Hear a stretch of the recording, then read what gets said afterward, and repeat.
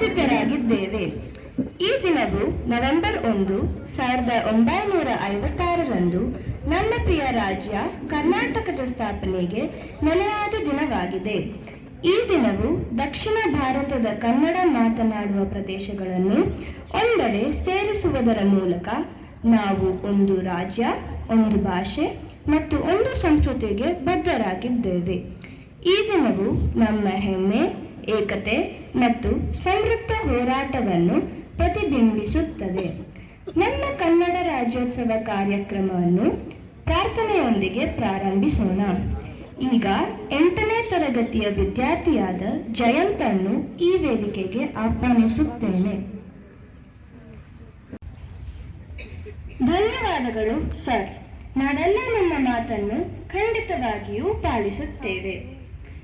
ಈಗ ನಾವು 9ನೇ ತರಗತಿಯ ವಿದ್ಯಾರ್ಥಿಗಳಾದ ಹನ್ಸಿಕಾ ಮತ್ತು ಮನಸ್ವಿಯವರಿಂದ ಒಂದು ನೃತ್ಯ ಪ್ರದರ್ಶನ ನೋಡೋಣ. ಇದು ನಮ್ಮ ಸಂಸ್ಕೃತಿ, ಕನ್ನಡದ ಹೆಮ್ಮೆಯನ್ನು ತೋರಿಸುತ್ತದೆ.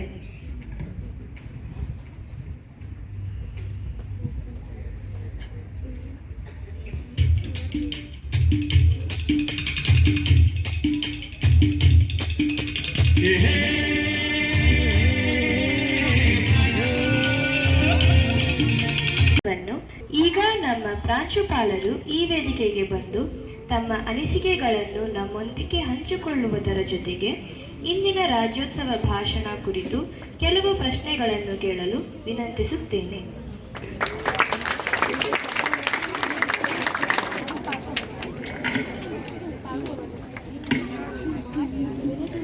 ಮಾನ್ಯ ಪ್ರಾಂಶುಪಾಲರಿಗೆ ಧನ್ಯವಾದಗಳು.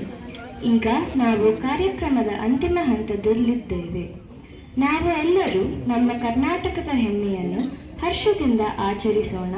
ಕನ್ನಡವನ್ನು ಉಳಿಸೋಣ, ಬೆಳೆಸೋಣ, ನಮ್ಮ ಸಂಸ್ಕೃತಿಯನ್ನು ಗೌರವಿಸೋಣ ಮತ್ತು ನಮ್ಮ ರಾಜ್ಯದ ಬೆಳವಣಿಗೆಗಾಗಿ ಸಹಕಾರ ನೀಡೋಣ. ಎಲ್ಲರಿಗೂ ಕನ್ನಡ ರಾಜ್ಯೋತ್ಸವ ಹಬ್ಬದ ಶುಭಾಶಯಗಳು.